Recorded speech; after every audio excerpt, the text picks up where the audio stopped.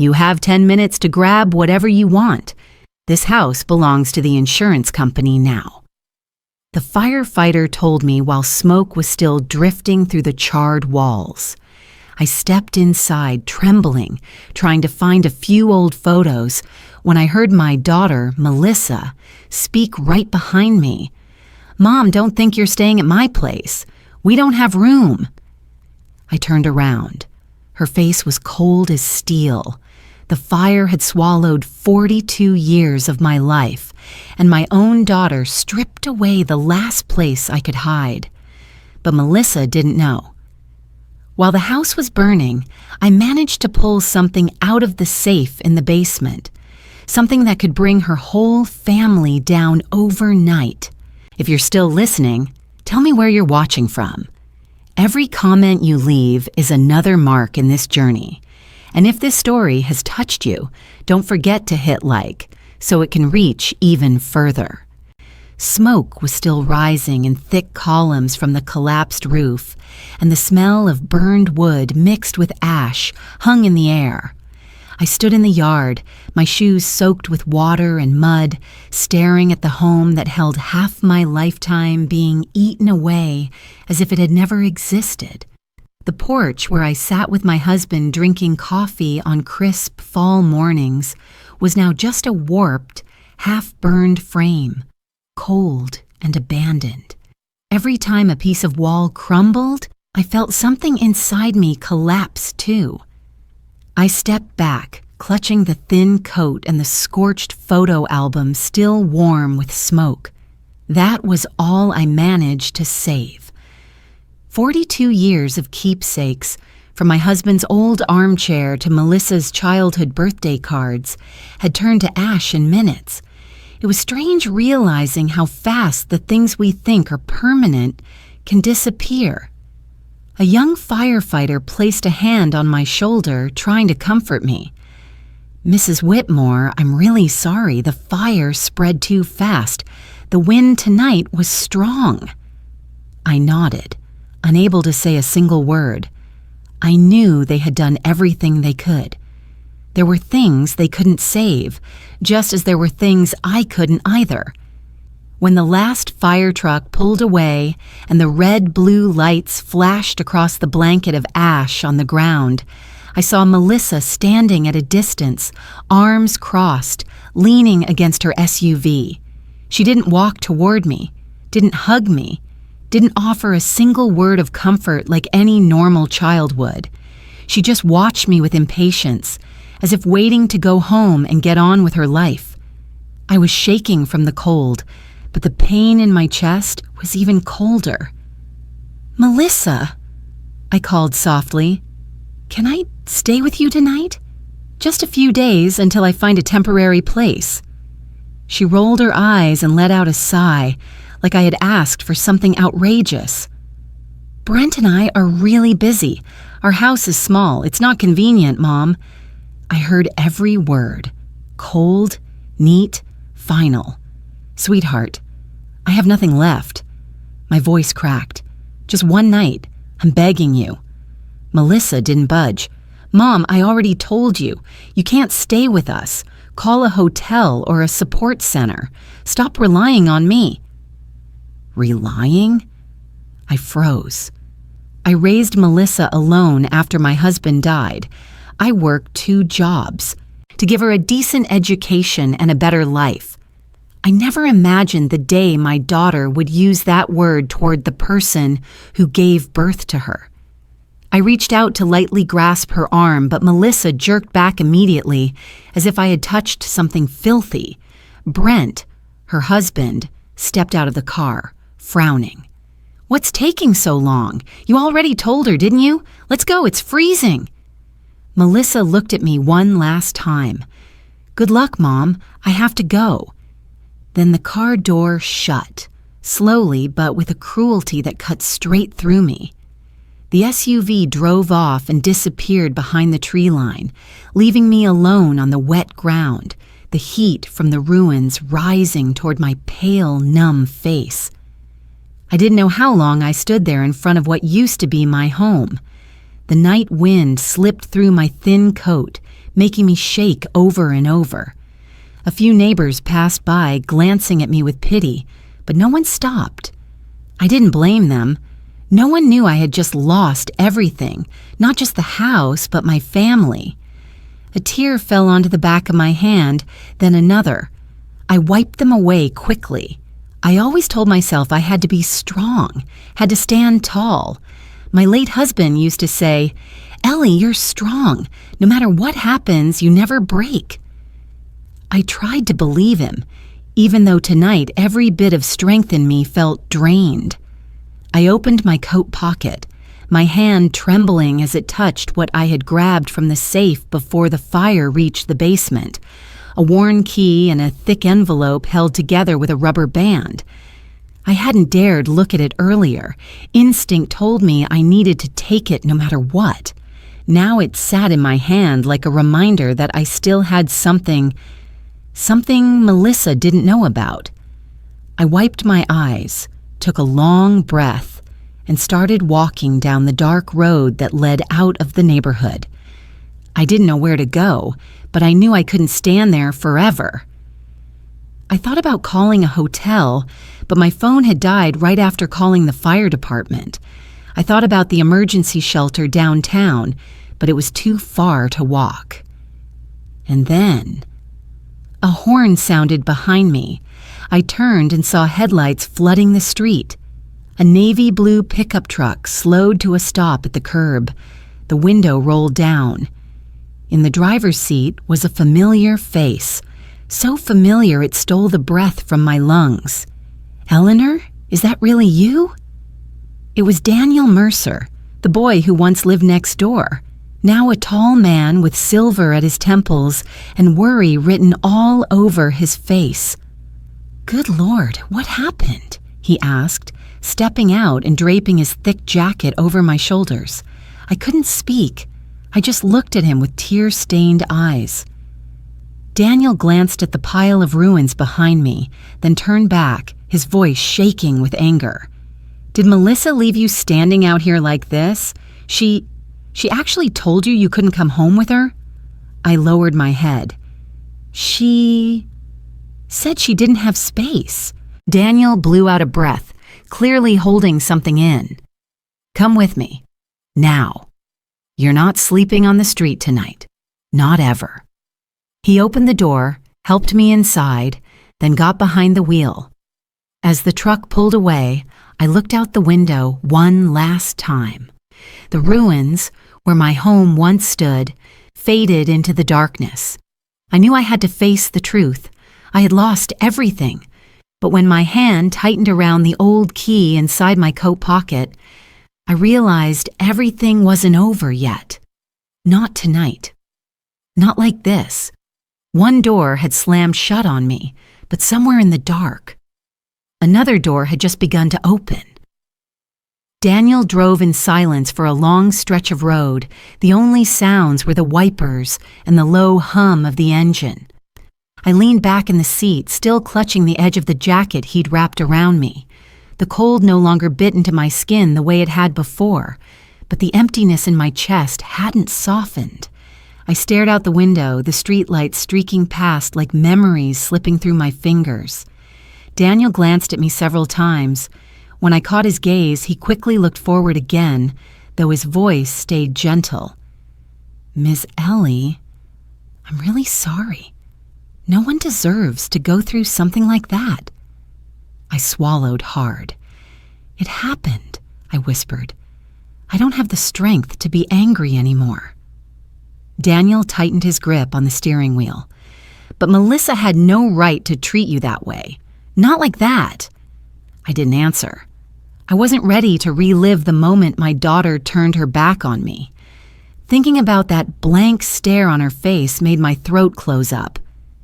The truck turned down a brick-lined street near the edge of town. It was late, but Daniel's porch light glowed warmly, a soft halo in the darkness. His 2-story wooden house appeared, not big, but tidy and cared for. Lavender bushes along the walkway gave off a faint scent in the cool, damp air. Daniel parked and walked around to open my door, the way he used to as a boy, offering to carry groceries from my car. "Come in," he said firmly. "There's always a place for you here." I stepped inside. The house was warm, with wood-paneled walls and a glowing fireplace. A thick rug cushioned my feet. I didn't understand why my knees felt weak. Maybe because my body had finally found a place safe enough to let go. Daniel set my coat down and said, "Sit. I'll heat up some chicken soup. You need to eat."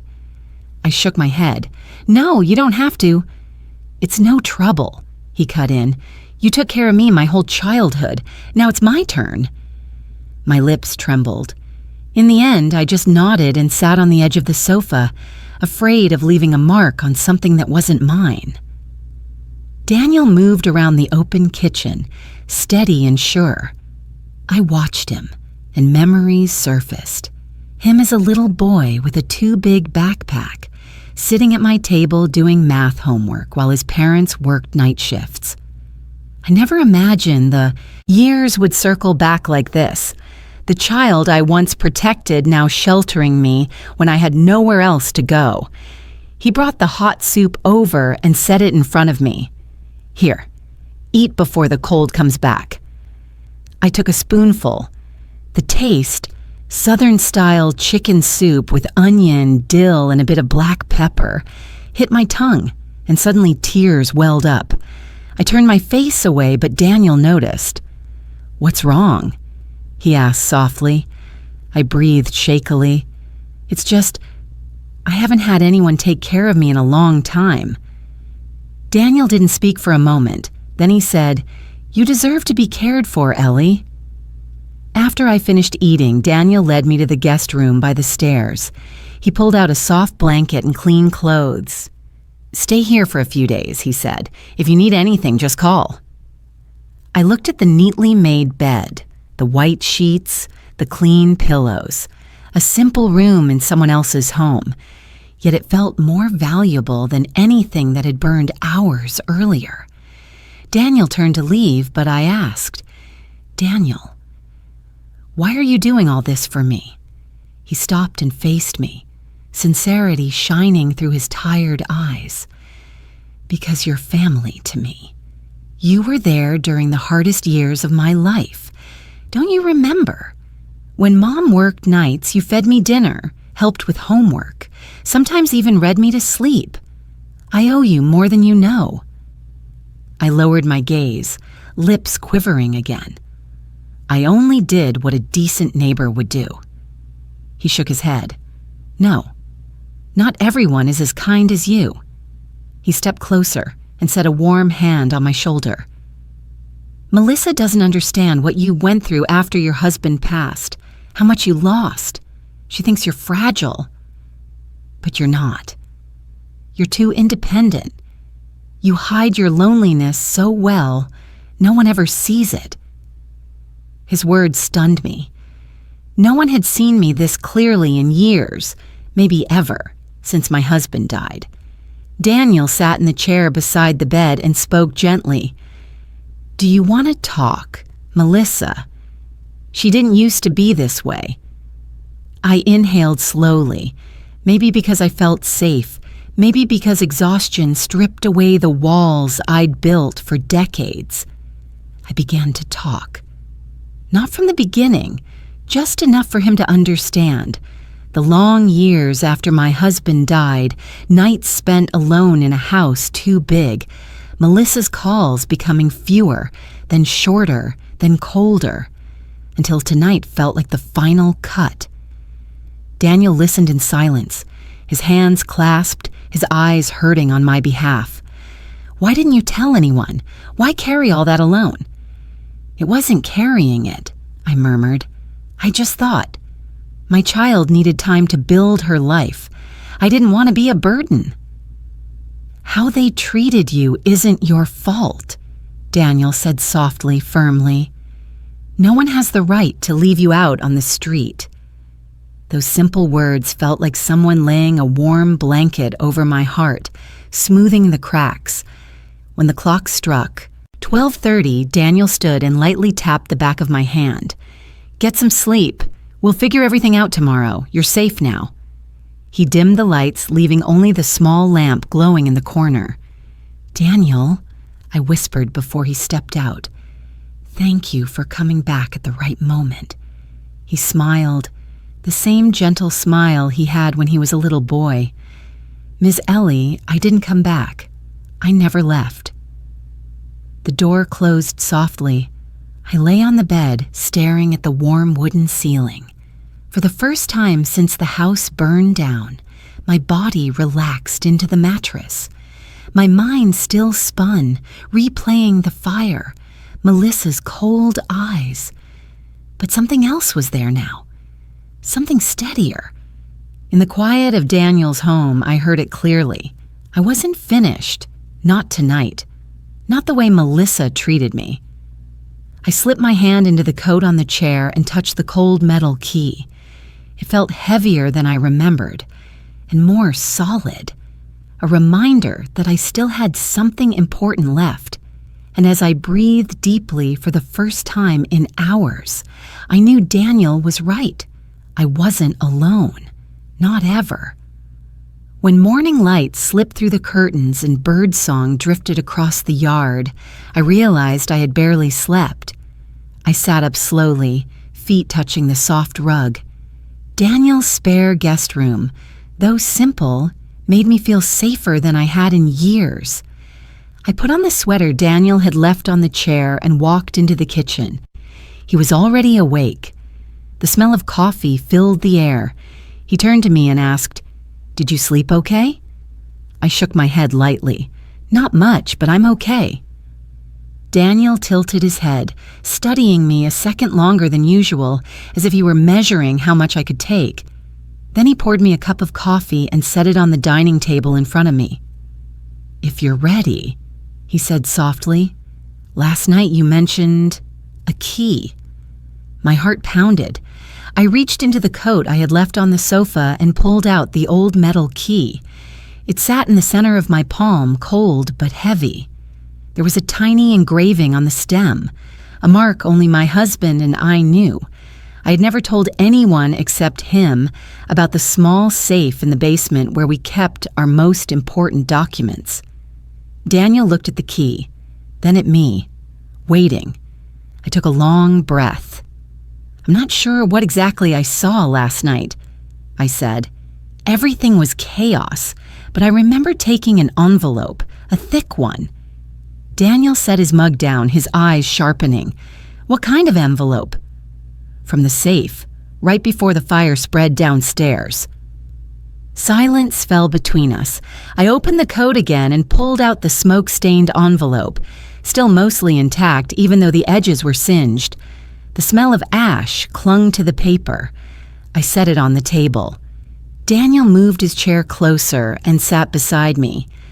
"Do you want to open it with me?" I nodded. With slightly shaking fingers, I slid a nail under the edge of the flap. The first paper inside was a bank statement. The name at the top made my body go numb. Melissa E. Whitmore, joint account holder, secondary holder, Brent Kowalski. Daniel frowned. "They have a joint account with you?" I shook my head so fast a strand of my gray hair fell across my forehead. "No, never. I've never signed anything like that." I pulled out the second document, a yellow financial file from a private lending company. On the last page, where it listed guarantor, was my name, along with my signature, my familiar signature, perfect, precise, and forged. I felt my whole body jolt. "Oh my God!" Daniel leaned closer, studied it, then looked at me with anger darkening his eyes. "You didn't sign this. Whoever forged it knows your signature extremely well." I closed my eyes and exhaled slowly. Brent's image flashed through my mind, the way he used to hold papers for me, how he collected my mail, how often he rummaged around the living room when he thought I wasn't paying attention. I remembered the way Melissa avoided eye contact whenever I asked about their finances. "It was Brent," I whispered. "It has to be Brent." Daniel flipped through more pages. Every one of them was a loan document, payment record, financial report, or transfer confirmation. The total debt was far beyond what any middle-class family could repay in years. Brent had used my name to secure the loan. I felt the chair vanish beneath me. My hand shot out to grip the edge of the table. Daniel placed his hand over mine. "Ellie, breathe. We can deal with this." I looked at him, my lips trembling. "Daniel, they didn't throw me out last night because the house was small, or because they were busy, or because they didn't love me. They threw me out because they were afraid I'd discover this." Saying it out loud shattered something inside me. I had lied to myself for too long. The truth sat right in front of me, raw and merciless. Daniel squeezed my hand gently. "Miss Ellie, I'm sorry. You don't deserve this." I shook my head, my eyes stinging. I just don't understand. How could my daughter let something like this happen? Melissa. Why would she let her husband use my name? Why didn't she say anything? Why did she push me away like a stranger? Daniel stayed silent. He didn't answer, because some questions don't have answers. I lifted the final paper. A photograph slipped out from the middle of the stack. A small picture, slightly wrinkled, showing Brent shaking hands with a man I didn't recognize in front of the lending company's office. The lighting was clear enough that I could see the watch Brent wore. The one he bragged to Melissa was a bonus. On the back of the photo was a note written in blue ink. "Don't expose this. IPC is investigating." My chest tightened. Daniel exhaled sharply. If the lending company is investigating, Brent is in serious trouble. I slumped into the chair. I thought of Melissa, thought of how she looked at me last night without a flicker of hesitation. Maybe. Melissa knew, I whispered, knew everything. Daniel turned toward me, sympathy in his eyes. "You don't know that. Maybe Brent hid it from her." I looked at the documents again. "No, Daniel. Melissa's smart. She's not naive. If she saw strange documents, she would have asked.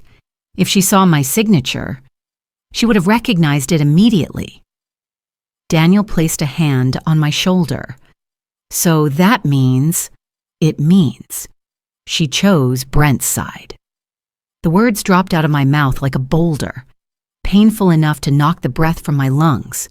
The room seemed to shrink around me, not because of the papers in front of me, but because of the betrayal from the only child I ever had. Daniel stood, pacing a few steps in the kitchen to calm himself. When he finally spoke, his voice was steady. "Ellie, you need to give all of this to a lawyer, immediately." I shook my head. "Not yet. I need to understand everything. I need to know how long this has been going on and how much Melissa is involved." Daniel started to argue, but when he saw the determination in my eyes, he stopped. He understood me. I had spent too long letting other people decide things for me, too long being dismissed. This time, I wanted to stand up straight and look the truth in the eye, no matter how brutal. "All right," he said slowly, "but you have to be cautious." I nodded. I gathered the papers back into the envelope. My hands still trembled, but it wasn't from fear anymore. It was something stronger, awakening. I looked at Daniel. "You know, last night, when the door closed in my face, I thought I had lost everything. But now I see it clearly. I didn't lose anything.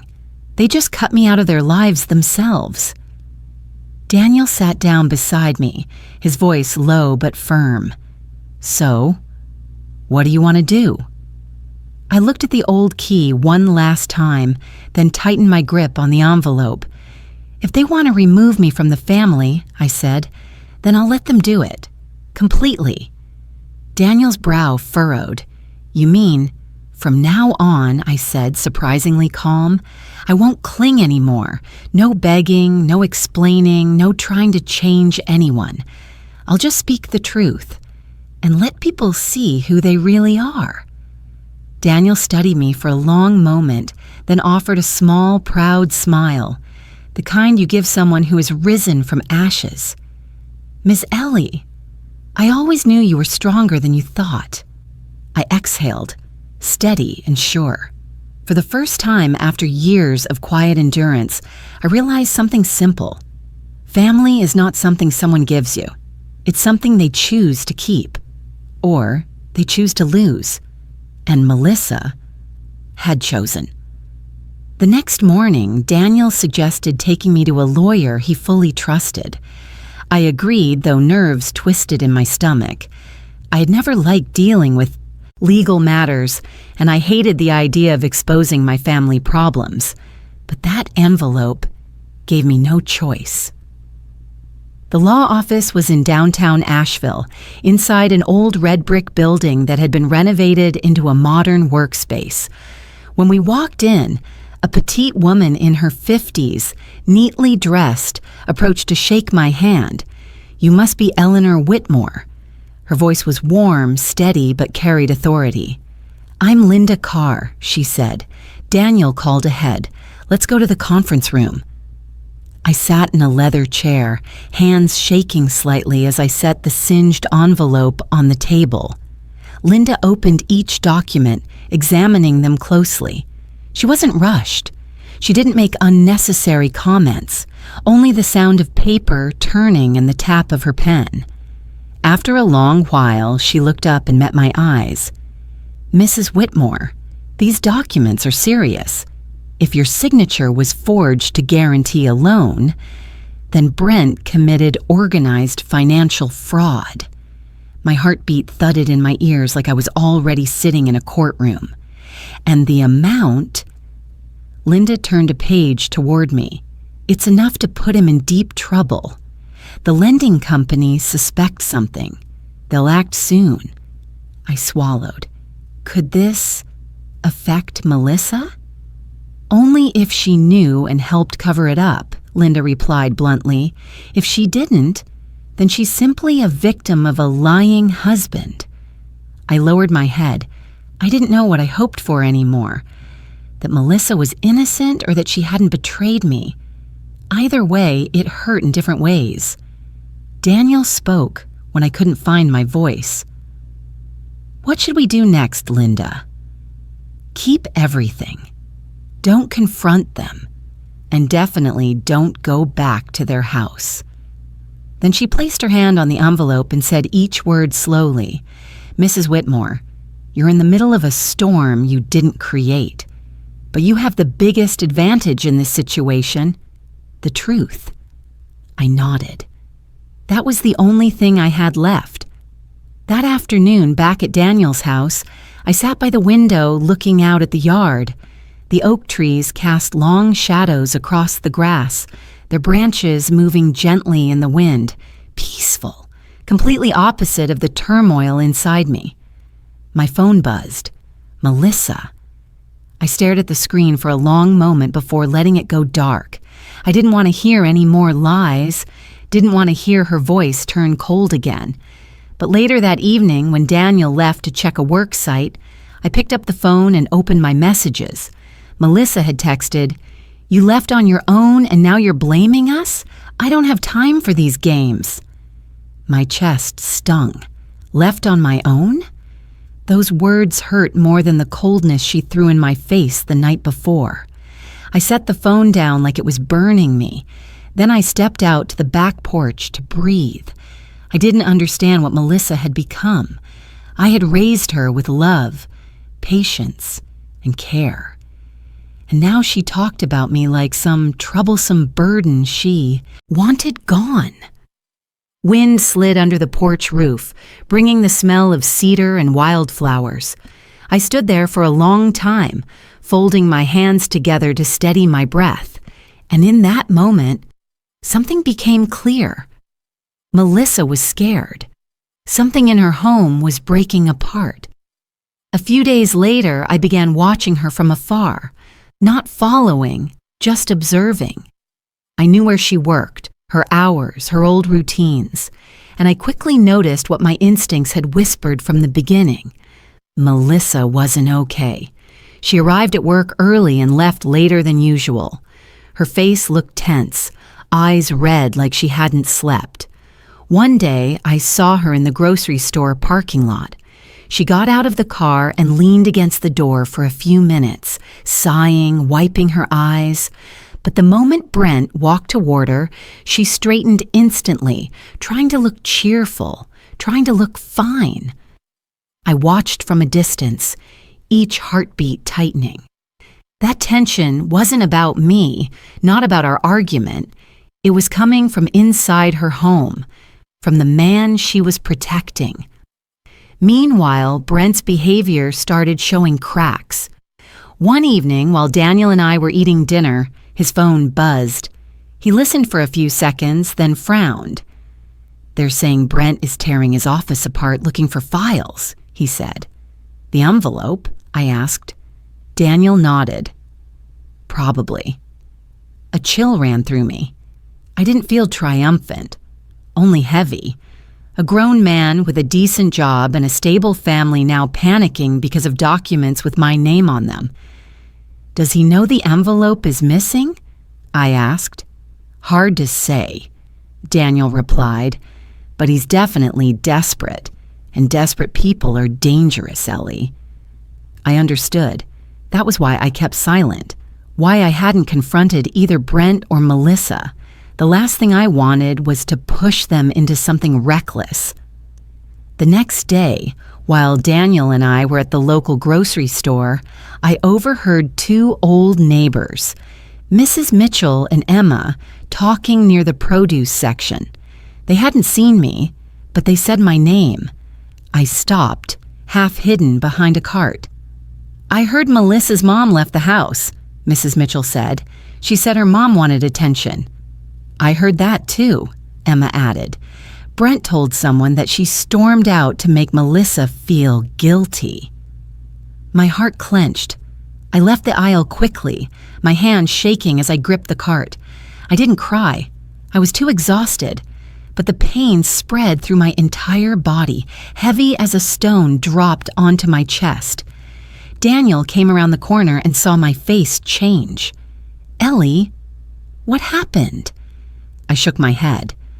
"Melissa said I left on my own," I whispered, "and that I did it for attention." Daniel froze for a moment, then took the cart from my hands and pushed it aside. "You shouldn't hear things like that alone. Come on." He wrapped his arm around my shoulders and guided me out. I didn't resist. I felt like a ribbon caught in the wind, thin, fragile. That night, while Daniel was inspecting a new job site, I sat in the guest room with the blank notebook he had bought for me. I opened to the first page and wrote in large letters, "Journal," to record the truth. I didn't want my story twisted. I didn't want Melissa to keep telling lies. I didn't want what happened to fade into silence. I needed a place to write everything, not to complain, but to stay clear-headed in the storm. I wrote slowly, line by line, about the fire, about what Melissa said, about the hidden envelope, about her fearful eyes, about Brent's panic, about the gossip at the store. By the time I set the pen down, it was past 1 a.m. I closed the journal and placed it on the nightstand. The lamp cast a warm, golden patch across the cover. The door opened softly. Daniel stood there, his work shirt still dusty. He looked at me, then asked, "You're up this late?" "I need to write everything down," I said. "I don't want anyone deciding the truth for me anymore." Daniel stepped in and sat in the chair beside the bed. His expression softened. "Ellie." "Daniel?" I looked up. He said clearly and firmly, "It's time for you to stand up, Eleanor." And hearing those words for the first time, I believed I truly could. If you're still listening to this story and you also feel the pain of a mother being slandered by her own daughter, please tell me where you're watching from down in the comments, or share even a small thought so I know we're walking through this together. 3 days after I began writing in the journal, my phone rang at noon. I was watering herb pots in Daniel's backyard when the screen lit up, Melissa calling.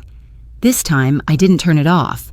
I stood very still, listening to my heartbeat before answering. "Mom, can we have dinner together?" Her voice was thin, slightly shaky, but not with affection. With hesitation, caution. I knew immediately. "I think another time," I started, but she cut in. "I want to talk. About that night." That made me pause. Not an apology, not concern, just about that night. As if throwing me out of her yard was a small disagreement. In the end, I agreed. Not out of trust, but because I wanted to face the truth between us, to see how far it had warped. I arrived at Melissa's house at 6 p.m. The small white brick house looked neat and cold, just like the face she'd worn these past 2 years. The porch light cast a soft glow, but it brought no warmth to me. The door opened. Brent stood there. Not Melissa. His eyes slid over me like a blade, irritated, anxious. I gave a faint smile. "Hello, Brent." He nodded stiffly and stepped aside. I walked into the living room, the same place where I once helped Melissa choose curtains, where we laid the rug together after her wedding. Now everything felt foreign. Melissa walked out of the kitchen. A forced smile stretched across her lips, but her eyes told a different story, heavy and strained. "You're here, Mom," she said, resting a hand on the back of a chair. "Yeah, I'm here." The air was so thick, I felt like I could break it with a touch, and it would shatter into pieces. Dinner was simple, just pasta and salad, but Melissa arranged it like some sort of ceremony, maybe to hide the truth that the three of us were sitting here not for a reunion, but because a crack too big to ignore was waiting to split open. I took my seat. Brent sat across from me, his eyes darting toward me before fixing on the table. His hands were clasped so tightly the tendons stood out. Melissa couldn't sit still. She kept standing up, sitting down, grabbing more knives, adjusting the napkins, pouring more water, doing everything except looking directly at me. I noticed all of it. When we finally began eating, the sound of the utensils hitting the plates was cold and hollow, like someone knocking on a door you never want to open. Melissa cleared her throat first, sounding like she was reading from a rehearsed script. "Mom, about that night. I'm sorry if you felt..." I set my fork down. "Don't apologize if you don't mean it." Melissa froze. Brent rolled his eyes, trying to hide his irritation. She swallowed hard. "I just wanted to say, everything happened so suddenly, I panicked." I looked straight at her. "Did you panic because my house burned down? Or did you panic because I arrived earlier than you expected?" Melissa lowered her head. I could finally see the crack in her smile. The smile I once thought was cruel now revealed something else too. Fear. Brent couldn't hide it for long. He slammed his fork down so hard both Melissa and I jerked in our seats. "I want to ask something." His voice was sharp, metallic. "Did you accidentally take something from the house? Documents, maybe?" I stayed silent. I didn't nod. I didn't shake my head. I just looked at him. A flash of raw fear crossed Brent's eyes, the kind of fear someone has when they know what they're hiding might be exposed at any moment. He quickly fixed his expression. "I'm just asking. A few papers went missing lately." He tried to smile, but the corner of his mouth twitched. Melissa jumped in quickly as if terrified I would catch on. "It's nothing, Mom. Brent's just stressed from work. They lose paperwork at the office all the time." I stared at her for a long, long moment. For the first time in my life, I saw something clearly. Melissa knew. She knew Brent was hiding debt. She knew Brent forged my signature. She knew what I had discovered. And maybe she had known about the envelope all along, but she did nothing, didn't protect me, didn't say one honest word. She kept her eyes on her plate, avoiding my gaze as if it were a blade.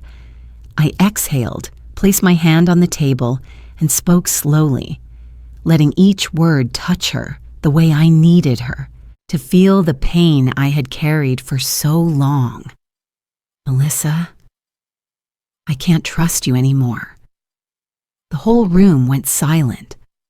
Brent glanced at Melissa, waiting to see what she would do. Melissa sprang to her feet as if someone had yanked the chair from under her. "What do you mean? You don't trust me?" Her voice rose, trying to shove the truth away.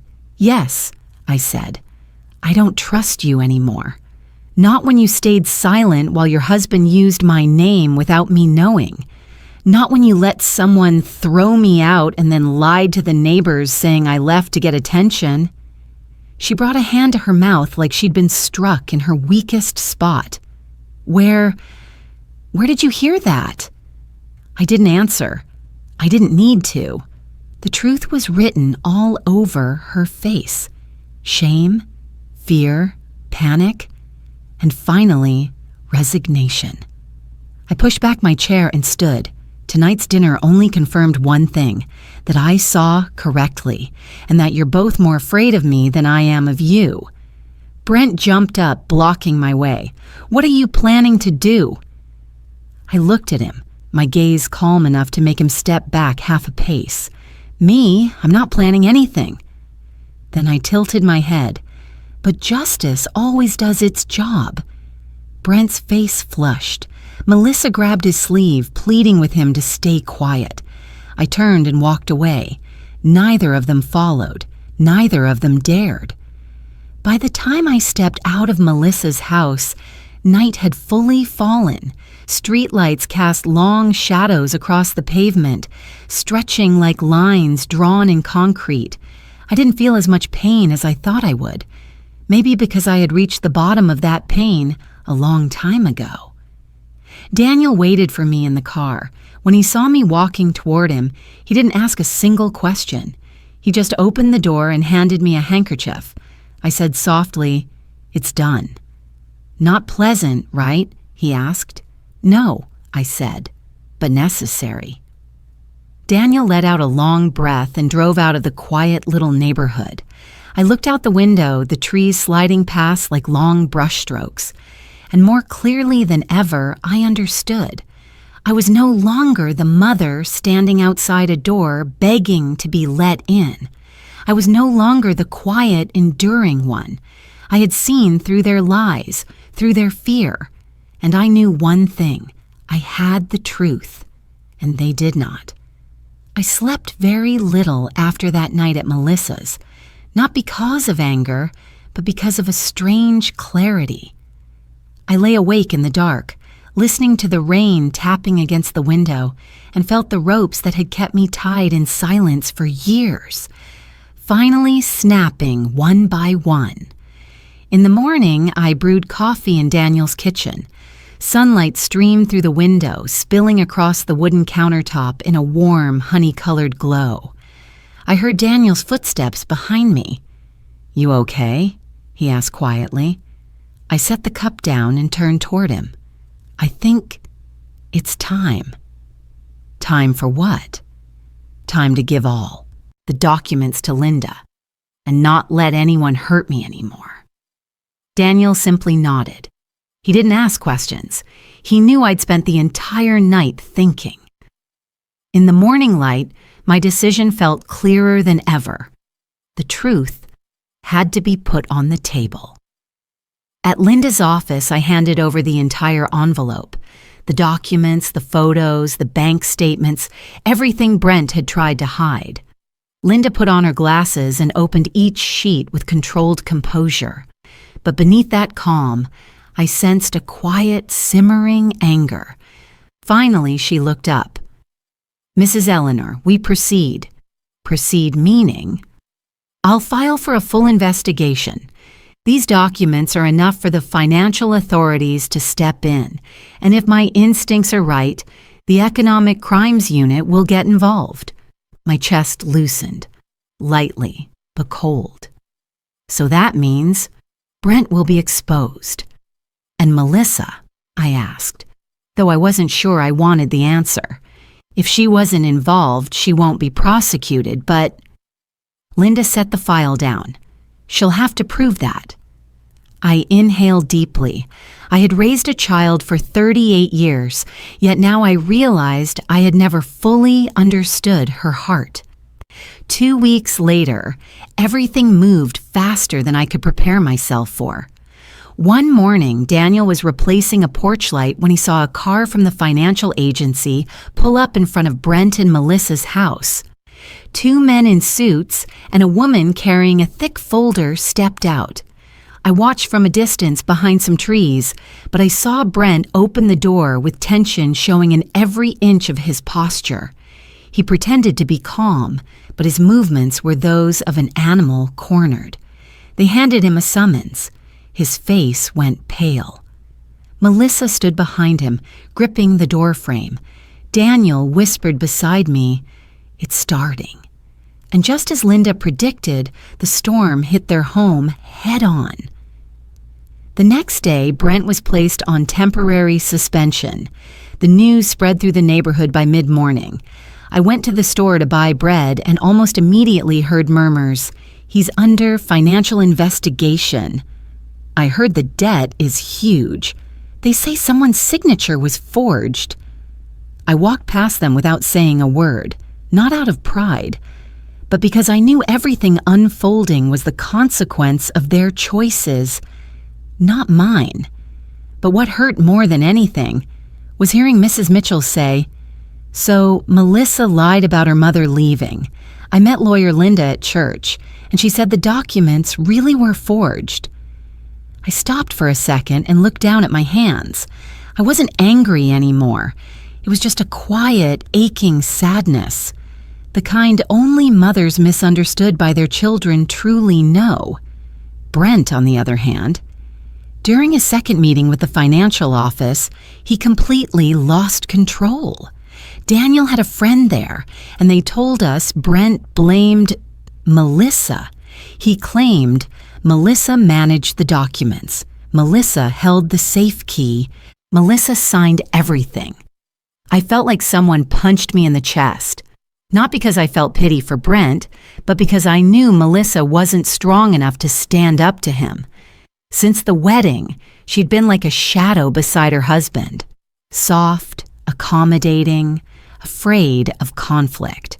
"They'll use each other to survive," Daniel said, "but they're both going down." That afternoon, Melissa called me. Her voice no longer proud or cold. It trembled, the voice of someone standing at the very edge of a cliff. "Mom, can we talk?" I stayed silent, just so I can explain. Explain? Why is it that in moments of crisis, people think of explaining, not apologizing?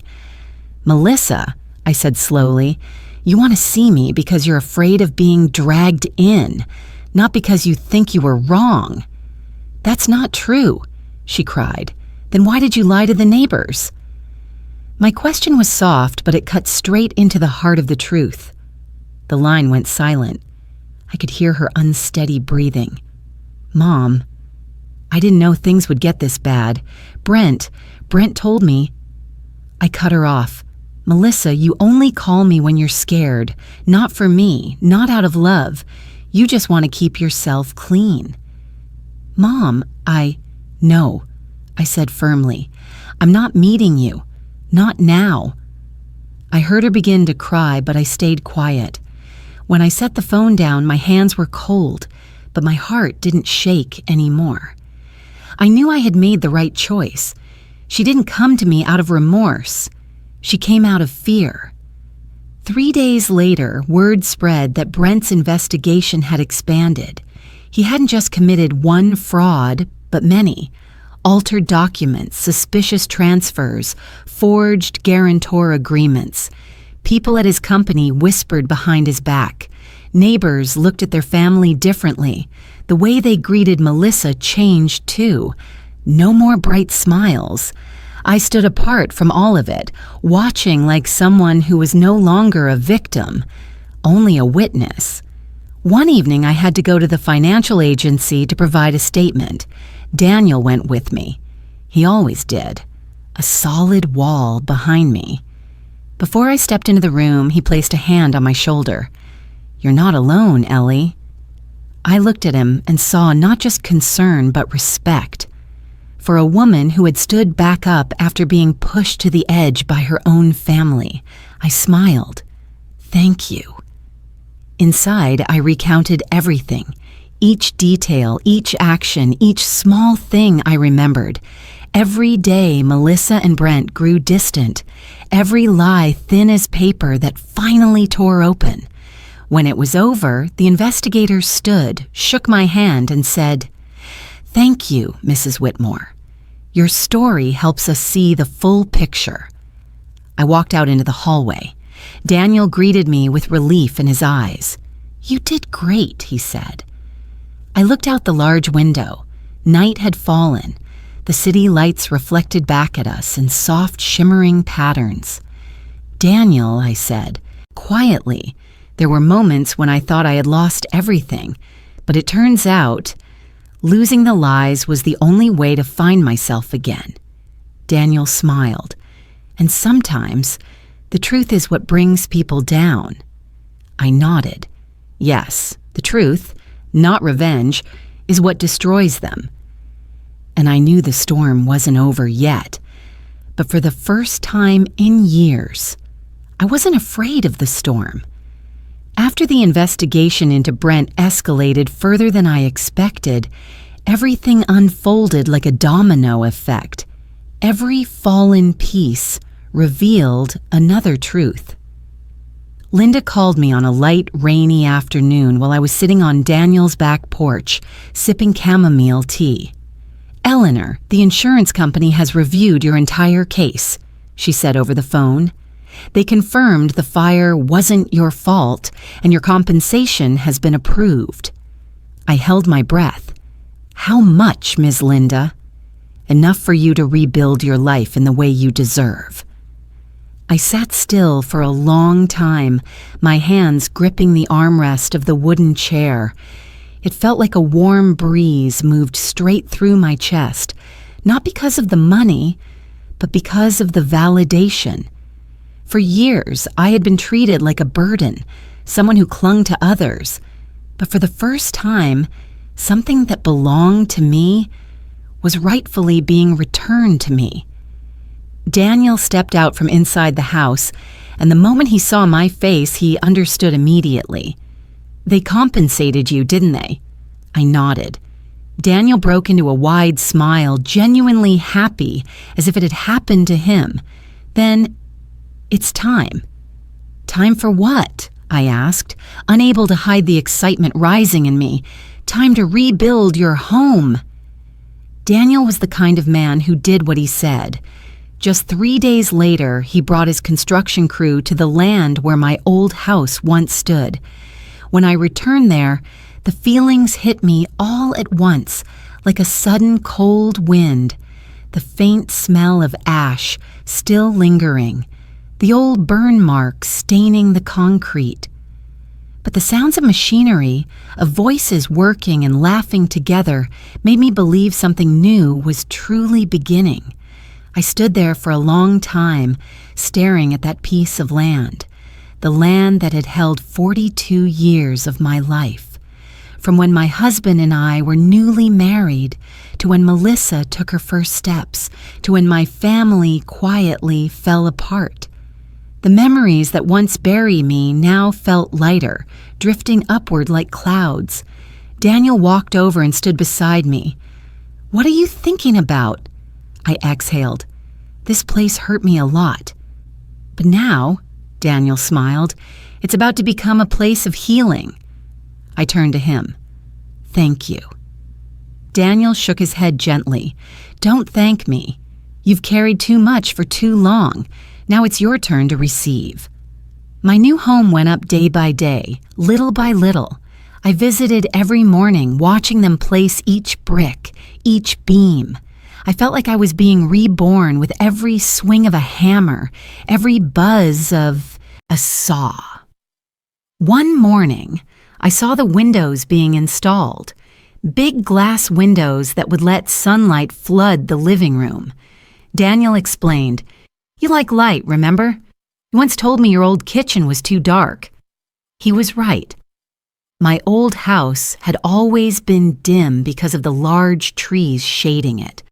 My husband liked it that way, but I had always dreamed of a kitchen where sunlight poured in every morning. "Think you'll get used to all this light?" Daniel asked. I nodded, my eyes stinging. "I think I'm finally ready to live in the light."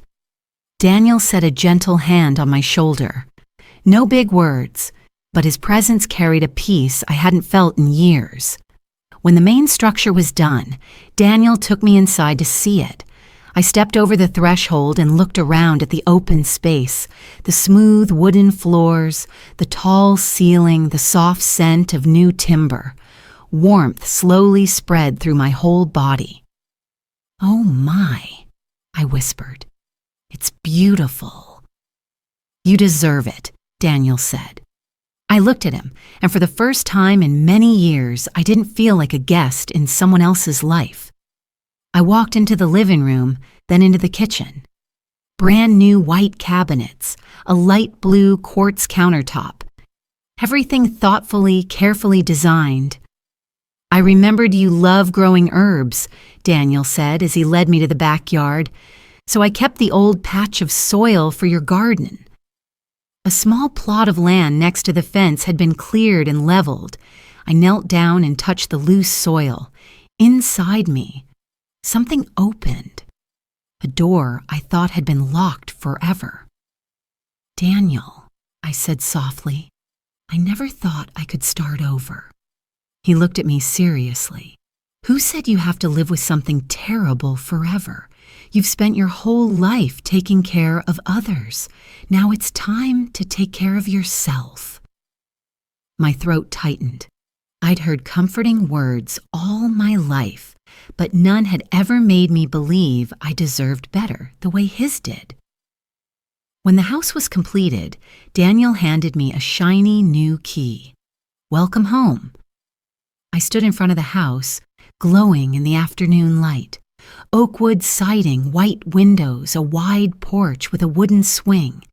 Exactly like the model I loved years ago, but never dared install.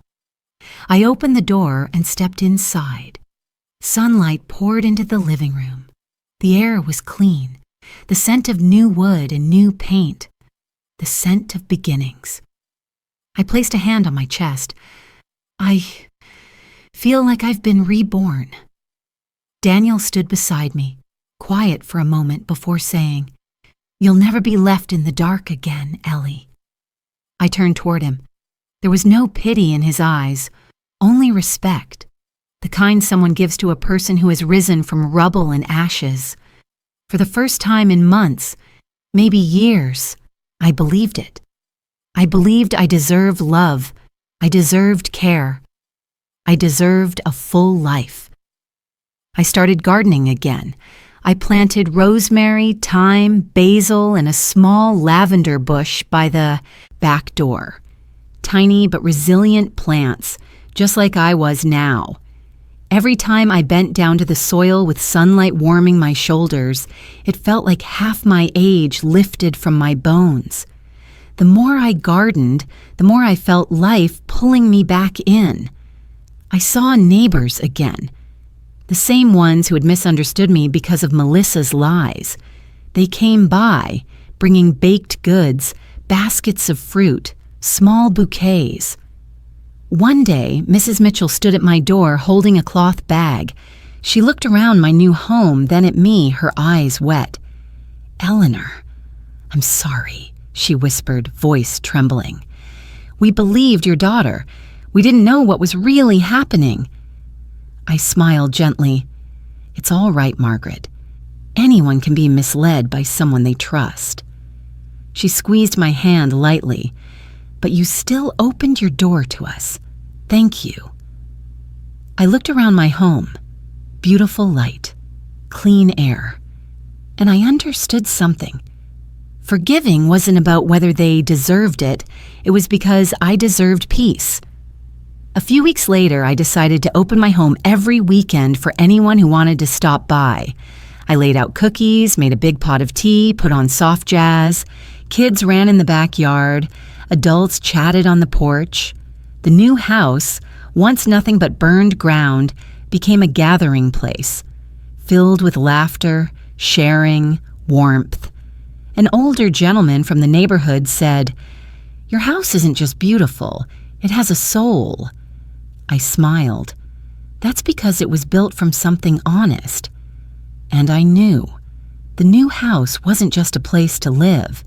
It was a symbol that I had risen. From ruin, from betrayal, from the deepest pain. A new door had opened. And this time, I walked through it standing tall, not bowing, not begging for space, not asking for pity. I walked through as someone who had found herself again.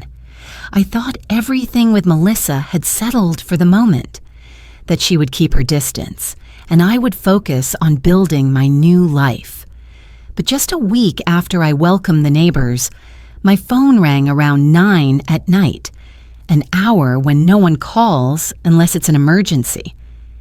I was washing glasses in the kitchen when her name appeared on the screen, Melissa. I froze. The water kept running, soap suds gathering around my hands, but I didn't move. A fear rose in my chest. Not fear for myself, but for her.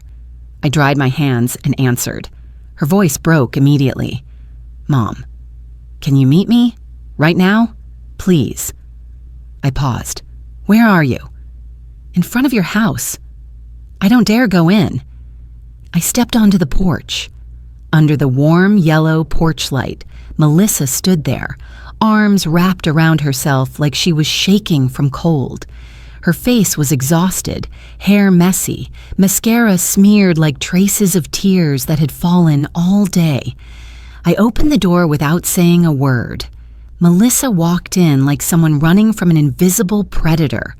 When I shut the door, she collapsed into tears, the kind of choked sobbing that sounded like months of bottled pain exploding at once. "Mom, I don't know what to do anymore.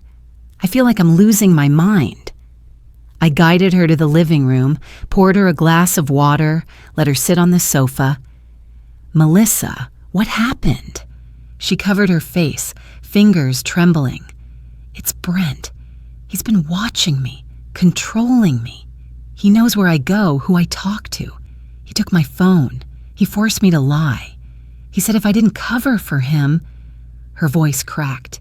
"He said he'd destroy me." I went still. Part of me wanted to be angry, to ask why she hadn't told me sooner, but when I saw her worn-out face, her swollen eyes, all I saw was a lost child. I took a deep breath, sat beside her. "Tell me clearly, what has Brent done?" Melissa told me, her voice shaky and broken, but enough for me to see the nightmare she had been trapped in for years. Brent controlling her accounts, her messages, her friendships, shouting when she asked about finances, punching the wall to intimidate her, taking every document, holding every key, telling her she owed him because he gave her a stable life. I thought it was just work stress. I thought all husbands get tense sometimes, but when he kicked you out, she sobbed harder. I was scared. Not because I hated you. I was scared Brent would snap at me. I placed a hand on her shoulder. "So you chose silence?" "Because I was a coward, Mom." The words pierced like a thin, sharp needle. I knew what Brent was doing was wrong, but I didn't know what to do. I was afraid you'd find out. I was afraid Brent would blame me. I was afraid he'd do something to me. She grabbed my hands, desperate.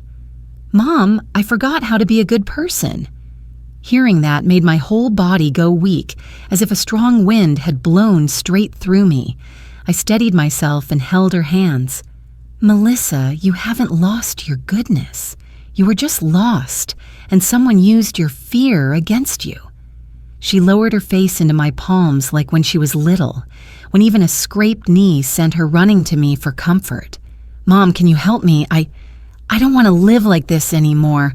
I want to be safe. I called Daniel immediately.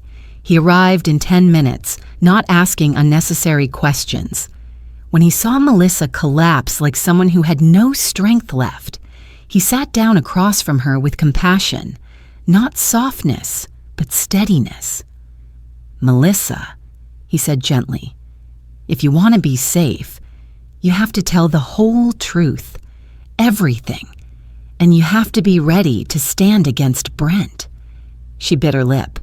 He'll hurt me. Daniel shook his head. If you have evidence and we submit it to the lawyer and investigators, he's the only one who'll be in trouble. I turned to her. Do you have anything? Messages, emails, recordings, anything? She nodded faintly. I have. A USB drive. I hid it last month. It has files, Brent, exchanged with the finance company. It has scans of documents where he edited the signatures. Daniel and I exchanged a look. That was the missing piece. I also have a recording. Melissa wiped her tears. He said, if I opened my mouth to anyone, he'd make sure I never lifted my head again. I recorded it because I thought I might die. I hugged her. Her tears soaked into my shoulder, hot enough to burn through the fabric. You did the right thing, I whispered. This time, let me take care of it. The next morning, Melissa handed all of it to Linda. Daniel came with us. Linda opened the USB, scanned every file, then looked at me with an expression she didn't bother to hide. Eleanor, this is the key. With what Melissa brought, Brent has no way out. Melissa trembled, like she'd just broken free from chains but wasn't sure if they might snap back around her. Linda placed a hand over hers. Ms. Melissa, you did the right thing. And now, you'll be protected. On the drive back, Melissa leaned her head against the car window, staring at peaceful rows of houses that suddenly felt foreign. Mom, she said, voice small like a child, I'm sorry. I was so scared. I loved Brent, Mom, you know that. But I loved him in the wrong way. I let fear run my life. I squeezed her hand. I don't need you to be perfect. I just need you to come back to yourself. But I pushed you out of my house. Her voice cracked. I looked directly into her eyes. Yes, you did. And it hurt me. But I also know no one grows up without losing their way at some point. What matters is that today, you came back. Melissa covered her face and sobbed, the way someone cries when they finally let themselves be honest. I forgot how to be a good person, she repeated, like a confession. I pulled her close.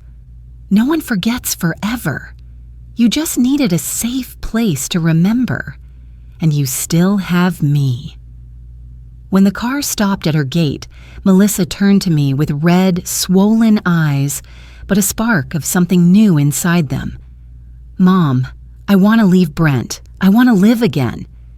I cupped her cheek. This time, you won't be alone. On the day of Brent's trial, the sky hung low and gray, as if all of Asheville was holding its breath. I woke earlier than usual, pressing my hand over my chest to steady my heartbeat.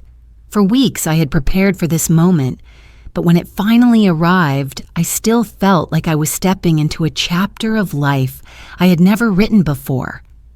Daniel was already outside, leaning against his familiar silver truck. He wore a dark blue shirt and a black jacket, looking strong and steady, like a wall standing behind me. When I stepped out, he gave me a small smile, not one meant just to reassure, but the smile of someone who knew exactly what I had survived. "Are you ready, Ellie?"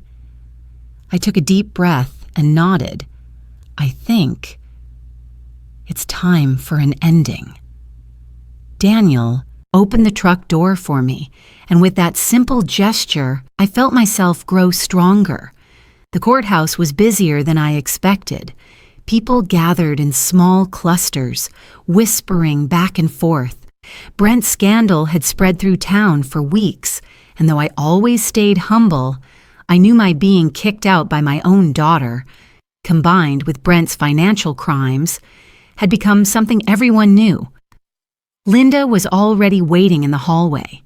She looked at me with solid, steady eyes, as if to say she was prepared to fight to the end. "Eleanor, today you must be strong," Linda said. "The truth is on your side." I gave her hand a small squeeze. Across the room, Brent sat at the defendant's table wearing a wrinkled suit. His hair was messy, his face pale as if he hadn't slept in days. He used to be a man who puffed out his chest, laughed loudly, walked like he owned every room. But now, that person was gone. He turned and looked at me, a mixture of hatred, fear, and pleading, as if he hoped I was still the weak woman he used to manipulate. I met his gaze directly. No fear, no bowing, no shrinking. He frowned and turned away. The charges were read, and financial fraud, forgery, using someone else's identity for loans, tampering with legal documents. My name came up repeatedly.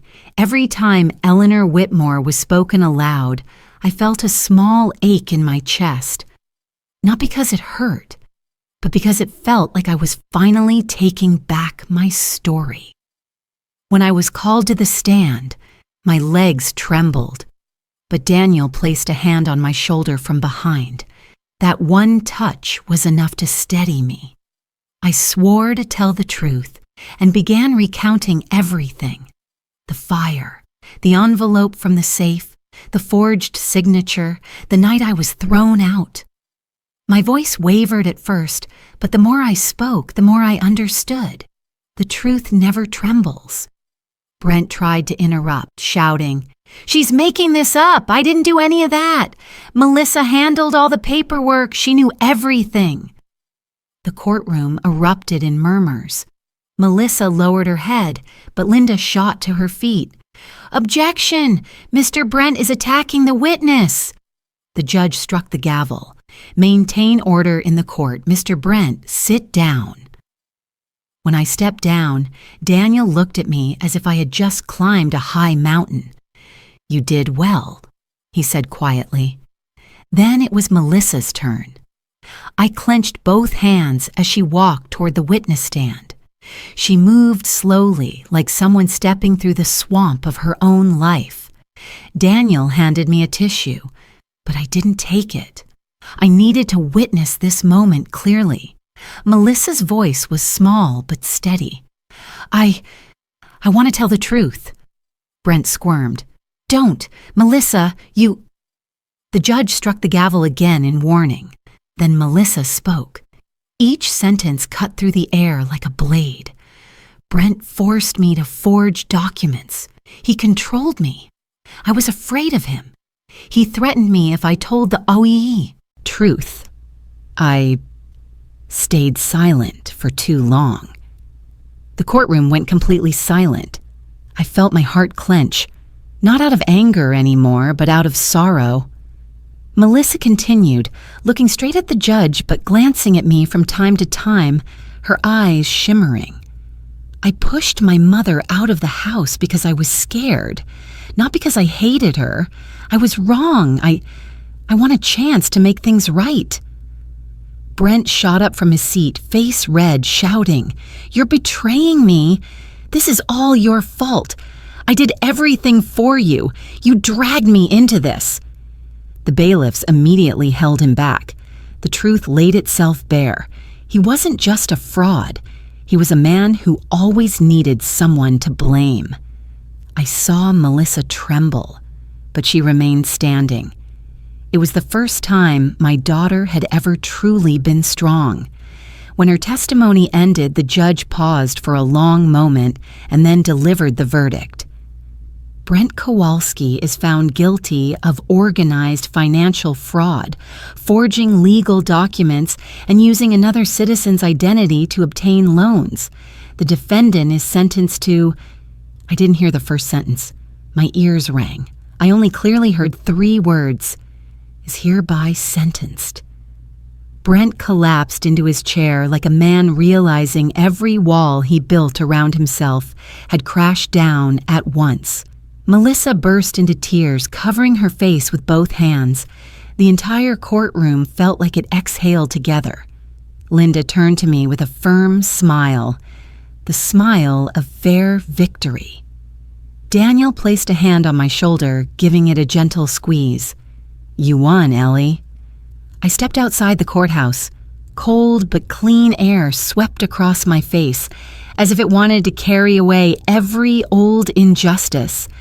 The sky was wide and blue, no longer gray like it had been in the morning. I looked up.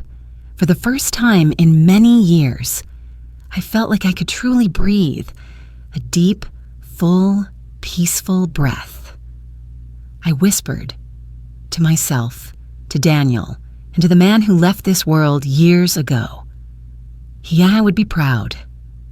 Daniel looked at me, his eyes warm enough to drive away the chilly afternoon.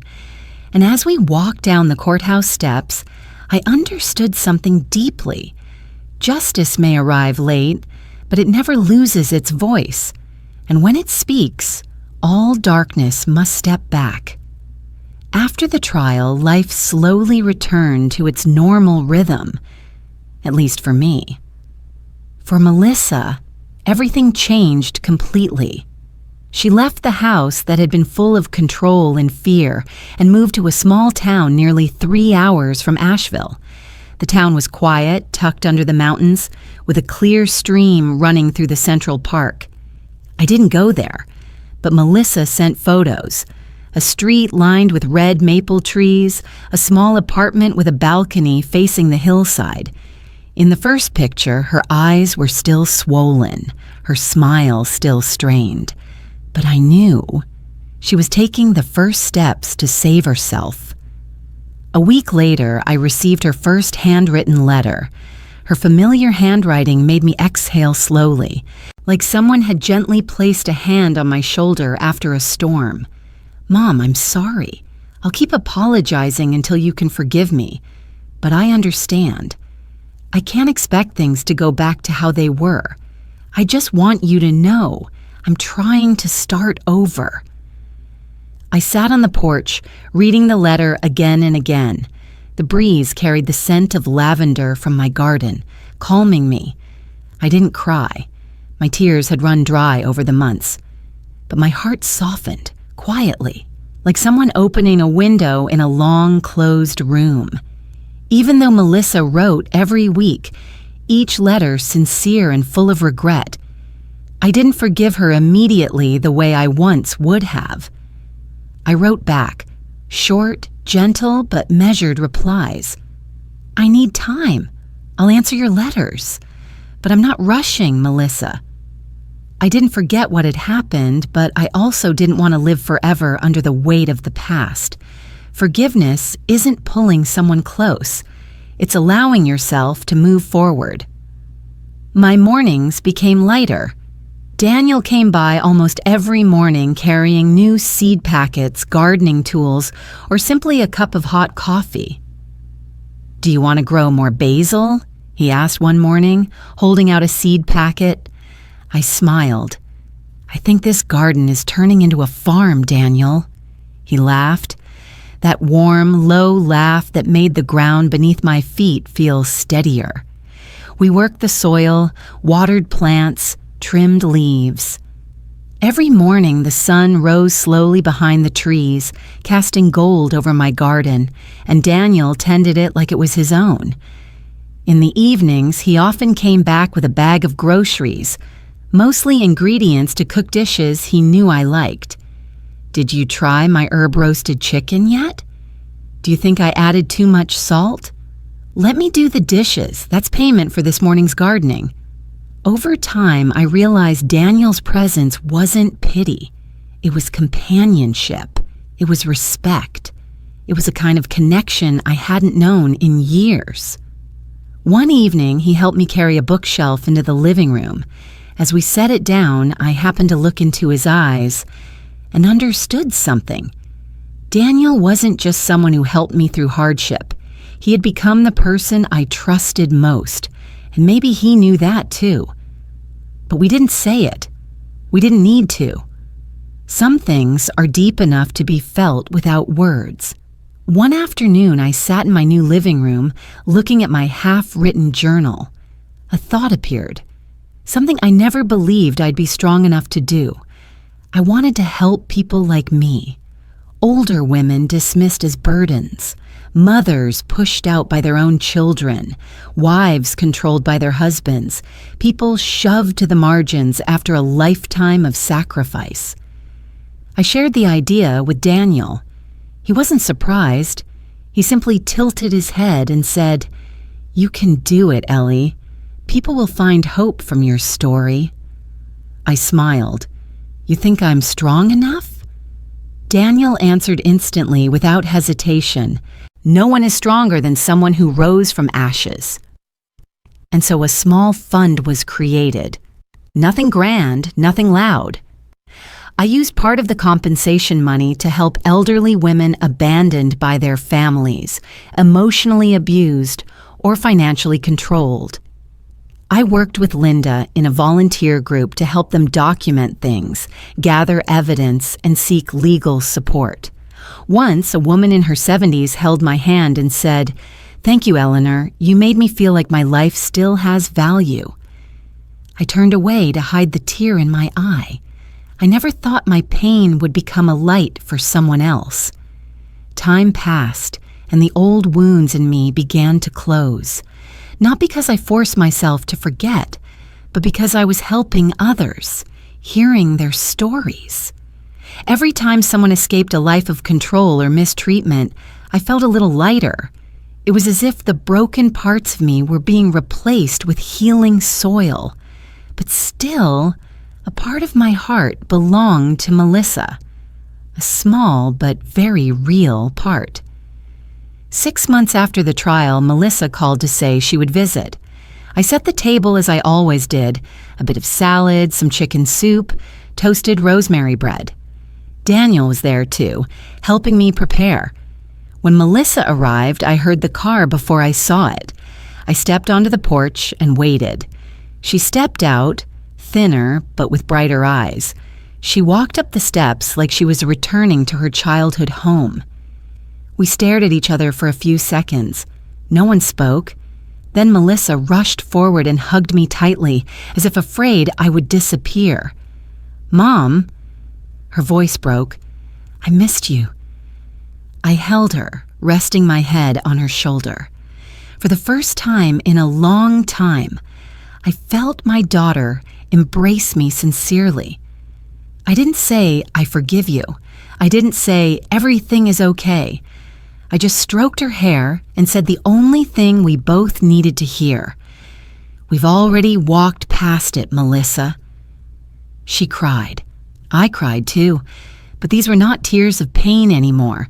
They were tears of relief, of healing, of returning. When Melissa went inside, Daniel quietly stepped out to the backyard to give us space. I watched him for a moment, my heart warm in a way that's hard to describe. Some people enter your life without warning, and when they do, they become the most important part.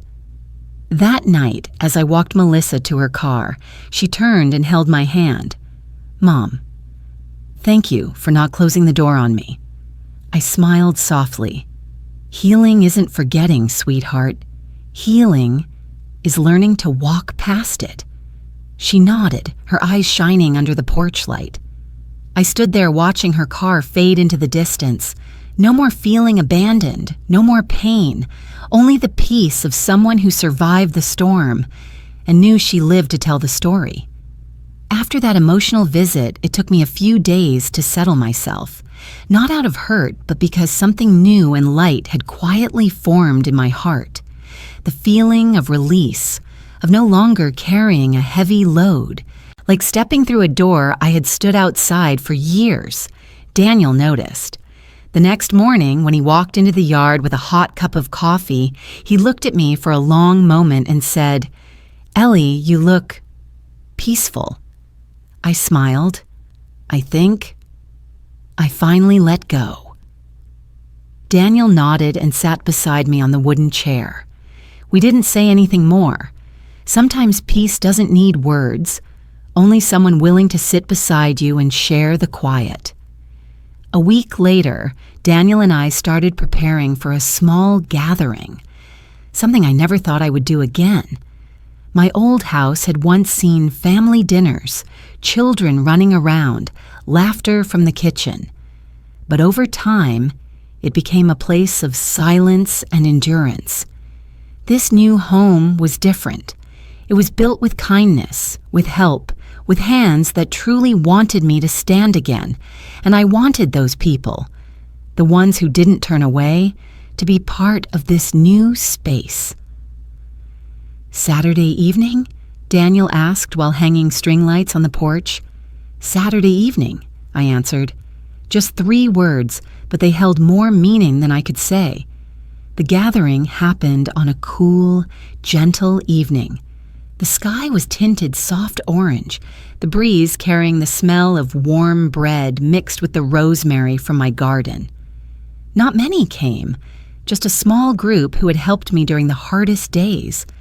Mrs. Mitchell, the Adams couple, Emma from the supermarket, a few volunteers, and of course Daniel, who stood beside me the entire night.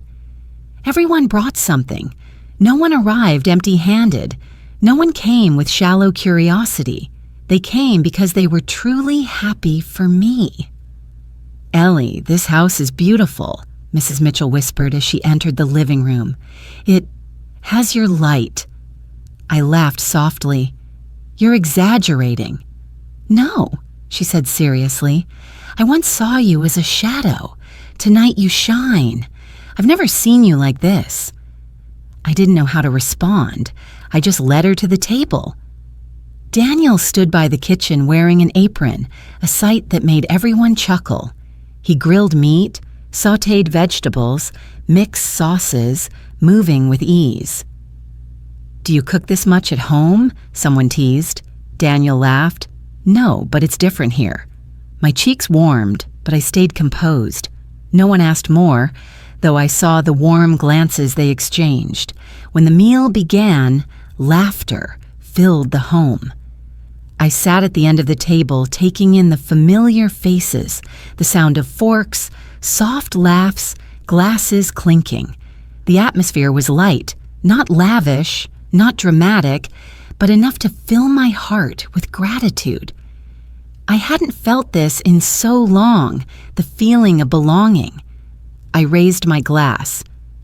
"I'm not good at speaking in front of people," I began, "but I want to thank each of you. During the darkest days, you didn't turn away. You showed me that family isn't blood. It's the people who don't abandon you." Everyone fell silent. A few eyes shimmered. "Thank you for lifting me up when I thought I would never stand again." Applause broke out. Daniel looked at me with an expression I couldn't describe, a mixture of pride, respect, and something deeper I wasn't ready to name. After everyone left, Daniel and I stood on the porch. The breeze carried the scent of the garden into the cool night air. "You did well, Ellie," Daniel said. "You know, I've never seen anyone rise the way you did." I looked toward the horizon where the last orange of sunset faded. I never thought I could rise again. Daniel smiled. I always knew you could. You just hadn't seen it yet." I turned to him, and in that moment I understood. Some people enter your life not to replace someone, but to remind you that you deserve love. Their role doesn't need a name. Their presence is enough. In the days after, I began teaching free cooking classes in the new kitchen. Daniel had remodeled the space. Wide counters, tidy shelves, warm lighting. I taught simple meals, chicken soup, butter cookies, apple pie, and southern dishes my mother taught me as a child. The older women who joined the class brought their own stories. Widows, women ignored by their children, women living alone in quiet houses. I listened as we cooked, measured flour, stirred pots, and together we found warmth in a kitchen where everyone had a place. "Ellie," an elderly woman said while kneading dough, "you don't know how much this class saved me. My daughter doesn't speak to me anymore, but here, I don't feel alone." I placed my hand on hers. I know that feeling better than anyone. In that moment, I realized I was no longer just someone being helped. I was someone helping others. One afternoon, Melissa called. Her voice was lighter, no longer tight or shaky.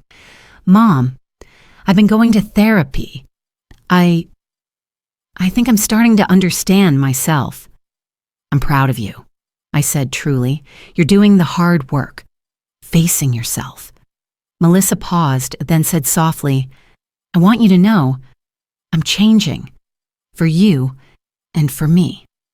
I looked at the garden, sunlight touching the blooming rosemary. "I know, Melissa. I still believe in you, just more slowly." "And that's enough," she replied. That evening, Daniel and I stood on the porch again. The breeze brushed through my hair, warm light shining from inside the house. "Daniel," I asked quietly, "did you ever think life would bring me here?" He smiled. "No, but I always thought you deserved a place like this." I looked at him. "Thank you for not abandoning me."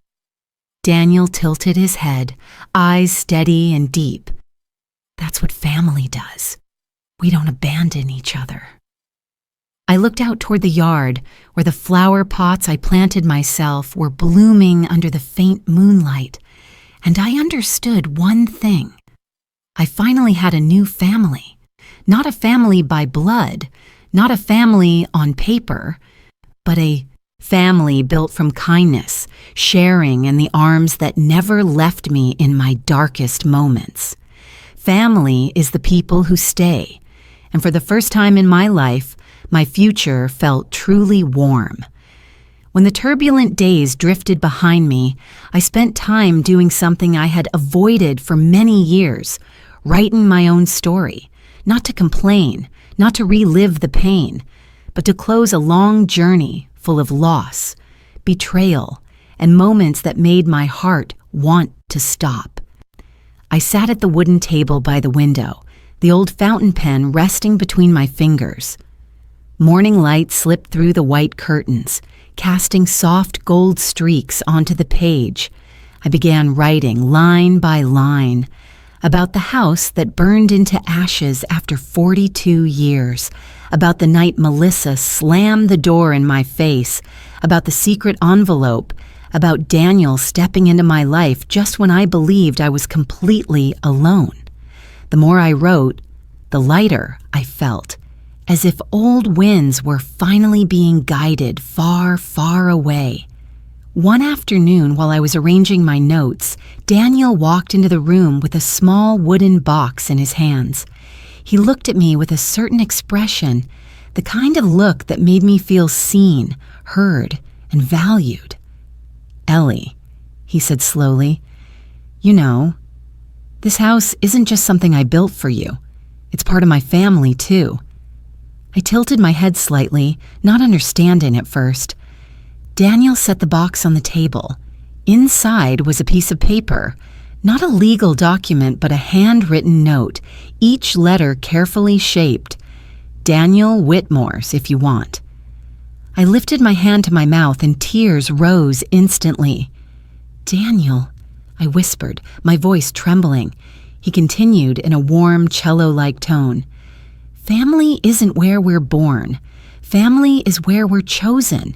And if you're willing, I want you to carry my last name, not to replace anyone, not to erase your past, but so you'll know that someone will stand beside you from now until the end of your life." I couldn't say anything. The tears fell, but they weren't tears of pain. They were tears I thought I would never feel again. Tears of happiness, of belonging. I embraced Daniel, and in his arms I knew I was no longer alone, not as compensation, not as replacement, but as a new door opening at an age when I thought only sunsets remained. In the days that followed, I spent more time in the garden, the place where I felt most clearly that my life had entered a new chapter.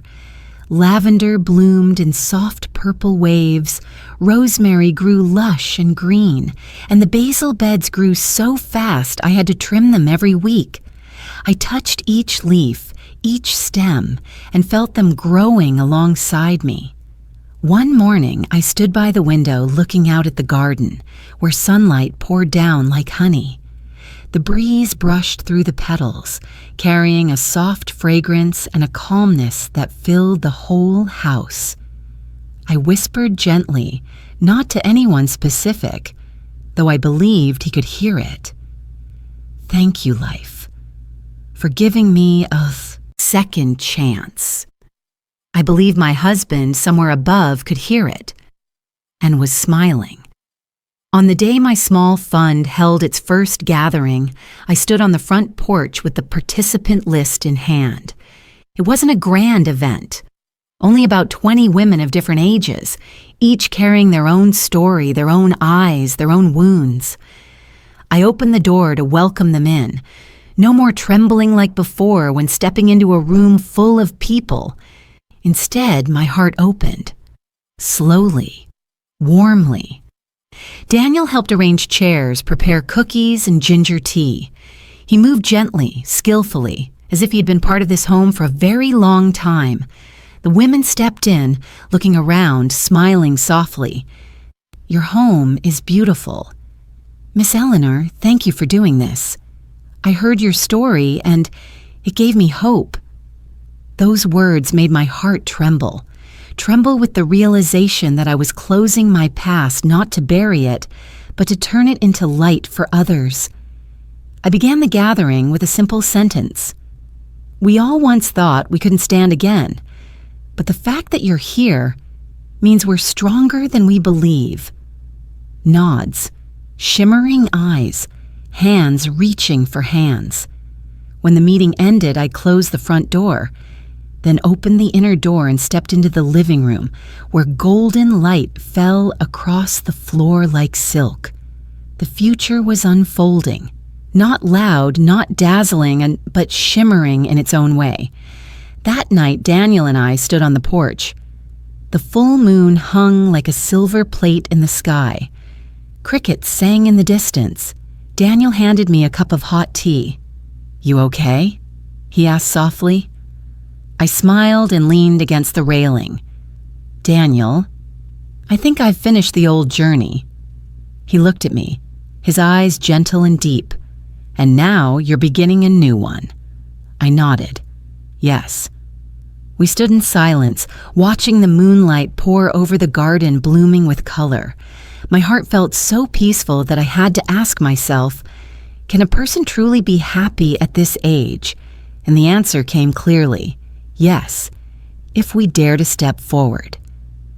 Then I whispered softly, like closing a chapter of my life. Family isn't the people we share blood with. Family is the people who don't abandon you. And that night, I believed I had finally found my true family. When I closed the story of my life, with all its losses, betrayals, and the beautiful second chances, I wished for only one thing, that you, the one listening to me, will find your own light, too. If you've stayed with me to these final lines and you've ever felt lonely, misunderstood, or abandoned by your family, tell me where you're listening from, or leave even a small comment. I want to know you're walking this long journey with me as a companion. Thank you for staying until the end of my story. Your presence makes me believe that kindness still exists and that sharing will always remain. Please leave a comment, tap like, or subscribe so we can continue walking through more heartfelt stories together. From the bottom of my heart, I am grateful for you.